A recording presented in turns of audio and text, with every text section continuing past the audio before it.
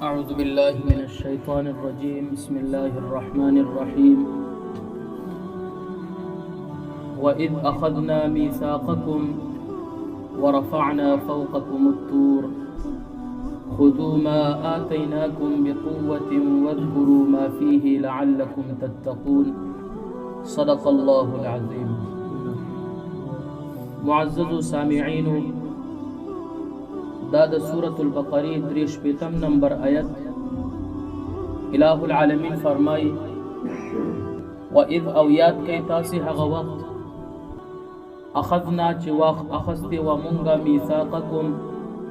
وعد محکم لتاسنا ورفعنا او پرتکڑے و منگا فوقکم دپاس استاسی الطور غر خذو واخلی تاسی ما هغس آتیناکم چی درکڑی ممتاسی تا بقوت و مضبوطی سرا وذکرو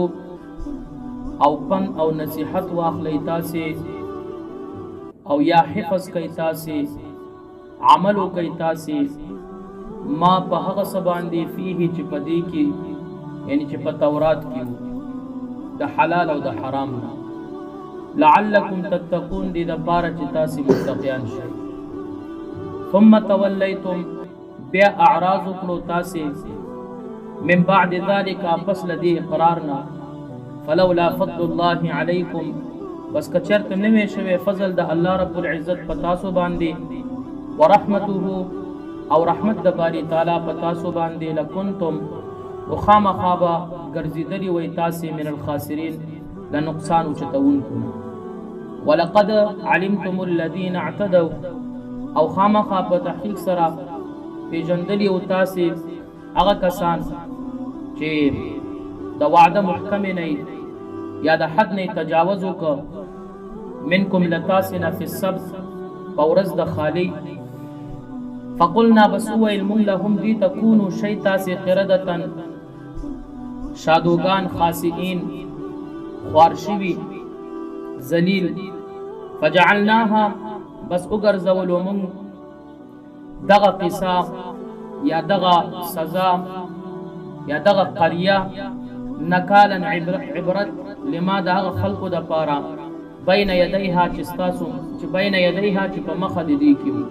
اغا وقت موجود خلقو وما خلفها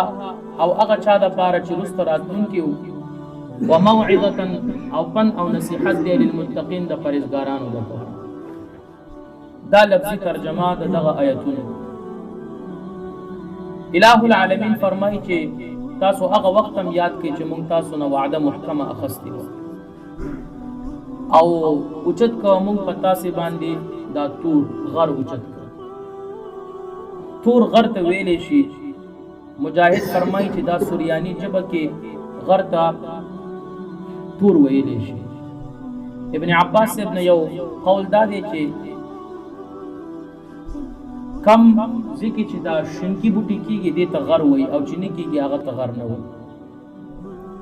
دے یو روایت دے ہم دا سی کڑے دے خو لیکن آغا اقرار چکلا مخ کی آیتونو کی داغی بیان ہوکا چکلا موسیٰ علیہ السلام مبارک کو ہی تور تلاڑ نو پا دا وقت کی سا قوم خلان دیو موسیٰ علیہ السلام دا باری تعالیٰ سر کلامو کو او بیا راغله دې ته یې وویل چې یاره دا هغه د تورات الواح دي تاسو دا واخلئ او په دې باندې اطاعت وکړئ د دې پیروي وکړئ د دې په مضبوطۍ سره دا واخلئ ګوره چې خلاف ورزي درنه ونه شي. او چې کله هغوی دا خبره وکړه چې تر څو موږ د الله کلام نه وي اورېدلی یا موږ الله نه وي کتلی نو هغوی یو قسم ته انکار وکړو نو الله رب العزت هغه آسماني تندر د وجې نه چې دوی کله هلاک کړل نو بیرته باری تعالی دوی ژوندي کړل. هغې نه بعد بیا موسی علیه السلام مبارک ورته او فرمایل چې دا واخلي او تاسو د دې اطاعت وکړئ د څه شي د دغه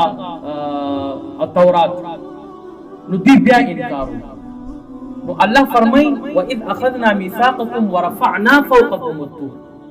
نو الہ العالمین بیا فرشتو ته حکم وکړ چې تاسو دغه تور دا کم غر چې دی دا د پاسه داسې ودروئ. چې کله جبرائیل علیه السلام مبارک دغه تور دا غر د بیخ نه راوویستو او دوی د پاسه داسې ودرول. که تاسو اقرار تاسو په دې تورات عمل نه کوئ نو بس تاسو اوس هلاکیږئ. نو په دغه وخت کې دوی چې کله دا کار وکړه شاته د دوی سمندر مخې طرف نه اور باره دلته کې دا غر و دوی خو سخت ویرېدل دوی په سجده باندې پرېوتل. خو یو طرف ته داسې چې زه داسې و چې خپل دې غر ته یې داسې کتل یو طرف سجده د یرې د وجې نو بیا دوی په سجدې باندې پرېوتل او الہ العالمین ته یې رجوع وکړه. نو الله بیا پرې رحم وکړو. فضل د باري تعالی او رحمت د باري تعالی و یعنې دوی خو هلاک که چېرته یې نه وې منلې. نو الله رب العزت ورته وفرمایل چې خذوا ما آتیناکم بقوة په مضبوطۍ سره دغه تورات تاسو واخلئ او تاسو چې په دې کې کم حلال او حرام دي په هغې باندې هم تاسې عمل وکړئ. هسې نه چې تاسو حرام و هغه ځان ته حلال کړئ او حلال حرام کړئ. داسې هم مه کوئ چې په تورات کې چې کم احکامات دي تاسو په دغه احکاماتو باندې پوره عمل وکړئ. د الله رب العزت اقوال مه بدلوئ. الہ العالمین خو په بعضې اقوام په بعضو قومونو کې قسم ته امتحان هم کوي. امتحان به طور سخت وعیدات هم بعضې وخت کې راشي خو چې دوی کله هغه تورات راواخسته او په دې کې هغه سخت احکامات یې وکتل چې یاره دا خو ډېر سخت احکامات دي دوی هلته نه نافرماني وکړه. نو الله رب العزت بیا حکم وکړو چې غر دې د پاسه ونیسئ اوچت کړه. نو باري تعالی فرمایي چې مونږ غر دې د پاسه اوچت کړه. داسې باري تعالی دا غر اوچت کړی و خو که بیا یې حکم ومنلو د حکم نه بعد دوی بیا عمل شروع کو. یو قسم الله ورته وفرمایل چې بقوة ای بجد ومواظبة همیشواري د نفس سره تاسو په دې باندې همیشه اوسېږئ. داسې نه چې اوس عمل وکړئ سبا بیرته خلاف ورزي وکړئ. تاسې واذکروا ما فیه ای واحفظوا ما فیه من الحلال والحرام او حفظ کوئ تاسې چې په دې کې کم حلال او حرام دي. ولې مقصد څه شی دی چې تاسو متقیان شئ تاسو تقوادار شئ. دین بعد الہ العالمین د رسول الله مبارک هغه معجزم ذکر کړي. دغه واقعات دوی کې خو نسلن در نسل روان او دغه یهودو ته خو پته وه او اوس په دې آیت کې باری تعالی خطاب چاته کوي ولقد علمتم الذین اعتدوا. د رسول الله مبارک په زمانه کې چې کم یهود وو هغوی ته دا خطاب دی. لکه په تفسیر کبیر کې امام فخر الدین رازی رحمه الله دغه قول را نقل کړی دی چې دا خطاب دی ته وو هغه خلکو ته چې کم د رسول الله مبارک په زمانه کې موجود یهودیان دي او په دې اظهار معجزه محمد صلی الله علیه وسلم د رسول الله مبارک معجزه ښکاره کولو په دې باندې چې نبی اسلام مبارک نه د چا نه کتاب ویلی دی نه چا سره جلسه او ناسته کړې ده خو لیکن دغه احکامات چې تاسو ته بیانوي وګوره دا قصه تاسو ته وکړه او دا قصه چې تاسو ته بیانوي او دا صحیح خبره ده او تاسو په دې باندې ښه پوهیږئ. او په دې آیتونو کې باری تعالی فرمایي ورځ د خالی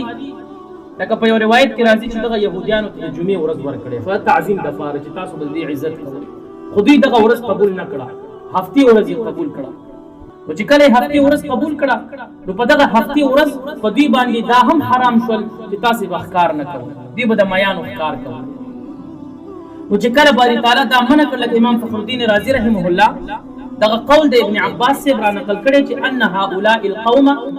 فی زمان داود علیه السلام دغه قوم د حضرت داود علیه السلام مبارک په زمانه کې وو او الی مقام یا یو روایت کې ایلیا راځي دغه چې د یو مدینی او د شام په مابین کې یو سمندر چې قلزم ورته ویلی شي د هغې په غاړه کې دغه قوم آباد وو او الله رب العزت خو دوی حرام کړي په دې باندې چې تاسو به د میانو ښکار نه کوئ خو دوی د الله رب العزت نافرماني وکړي او دا یو حیله او یو چل یې جوړ کول. هغه چل داسې د جمعې په ورځ به دوی یو قسم ته جالونه خاره کړل په دې سمندر او یا ابن عباس صاحب په دغه روایت کې راځي چې دوی څه ډنډونه وویستل دا سمندر په دې غاړو نو سمندر په غاړو کې چې کله ډنډونه وویستل نو دا اوبه یې ورته داسې راوستل نو هلته خو باري تعالی ورځ د هفتې دوی د احکار نه منع کړي ځکه چې د دوی د تعظیمي ورځ وه الله ورته فرمایلي لکه دغه قصه په 9 سپاره کې اله العالمین ذکر کړی چې واسألهم عن القرية التي كانت حاضرة البحر اذ يعدون في السبت اذ تأتيهم حيتانهم يوم سبتهم الله رب العزت فرمایي چې تدوینه پښتنه وکړه دغه قریه باره کې دغه قریه خی چې دوی د سمندر په غاړه کې خو لیکن دوی تجاوز کړي او د باری تعالی د حدودونه هغه بارډر چې باری تعالی کوم مقرر کړي د هغه بارډر نه دوی اوختي او تجاوز یې کړي نو رسول الله مبارک او تجاوز هم دغه څه شي خو دوی ډنډونه وویستل او ابن عباس سے فرمایي دغه امام فخر الدین رازی رحمه الله دغه قول را نقل کړی دی چې په کال کې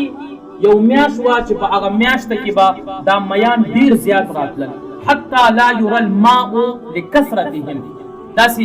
الفاظ ذکر کوي چې دا اوبه به د کثرت د میانو د وجې نه نشو کتل کېدی دومره حتی به دا میان او خو دوی خو به ښکار نه منو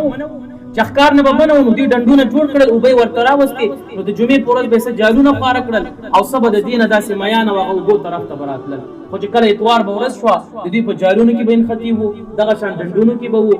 نو بیا درې ډلې په دې یو ډله داسې وو چې هغوی به دا کار کول نه منع کېدل او یو ډله داسې وو چې هغوی به دې منع کول په زورنه باندې چې مه کوئ تاسې الله به سخت عذاب تاسو غرور او تکبر کړي او یو ډله دا وو چې هغوی ویل چې اسیم باري تعالی دوی ته عذاب ورکړي اسیم باري تعالی دوی ته عذاب ورکړي هغوی به دوی نه منع کول اله العالمین د هغې قصه هم په 9 سپاره کې ذکر کړې ده خو لیکن دغه درې ډله وو په دې کې یو ډله داسې چې هغوی دا کار کولو یو داسې چې هغوی تاکیداً منع کول او یو دا چې هغوی نه منع کول بعض تفاسیرو دا خبره لیکلې ده چې 80,000 خلک داسې وو چې هغوی دا کار کول او 12,000 داسې وو چې هغوی دوی منع کول چې مه کوئ تاسې داسې اوس په دې کې یو قسم ته دا خبره هم ده چې یو سړی ګناه کوي دا دې نه وایي چې یاره ما ته به الله عذاب زر راکړي نه علما فرمایي 40 یا 80 کاله بعد دوی ته الله رب العزت عذاب ورکړي دا عملی 40 یا 80 کاله دوی کولو او دوی به ویل چې الله رب العزت خو موږ ته هسې عذاب نه راکوي او دا میان به زیاتېدل خو باري تعالی په دې کې حکمت وکنه لکه اله العالمین خپل هم فرمایي چې موږ دوی په فتنه کې هغه کسان چې هسې د خولې اقرار کوي موږ هغوی په امتحان کې اچو داسې نه چې صرف د هغې خولې اقرار موږ قبول کله خو دوی دغه ډلې وي چې نه منع کېدل داسې وخت هم راغی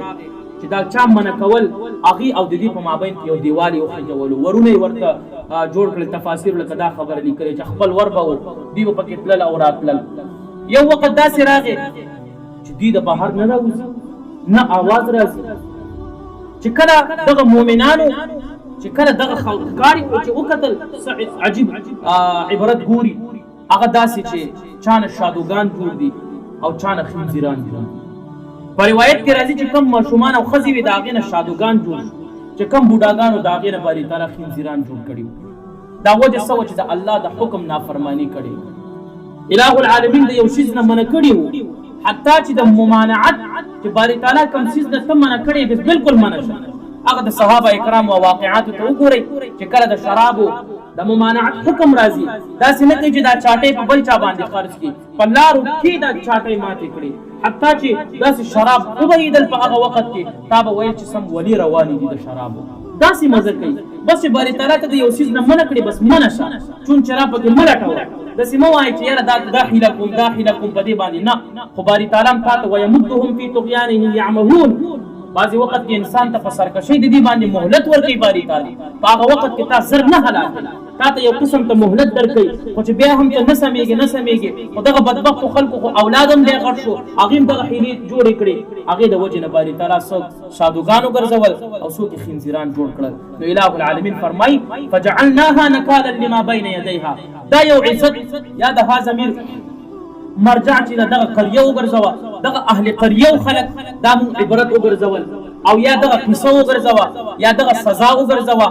خو لیکن باري تعالی فرمایي چې دا مونږ د عبرت نښه وګرځوله هغه خلکو دپاره چې په دغه وخت کې اوسېږي او هغه چا دپاره چې دې نه بعد راځي او فن او نصیحت د متقیانو دپاره دی نو روز قیامت پورې دا یو قسم ته فن او نصیحت چې دوی څه جوړ شو چانه شادوګان جوړ شو چانه خنزیران جوړ شو دا په څه باندې چې د الله تبارک وتعالی حکم یې ومنلو ونه منلو او بل پدې کې د رسول الله مبارک معجزه هم وا چې رسول الله مبارک دا بطور معجزتن چاته پیش کو يهوديانو ته پیش دا وګوره تاسو مشرانو دا کار کړو ولی تاسو په ما باندې ایمان نه راوړئ. اللهم وفقنا لما تحب وترضى من القول والفعل والنية والإسلام.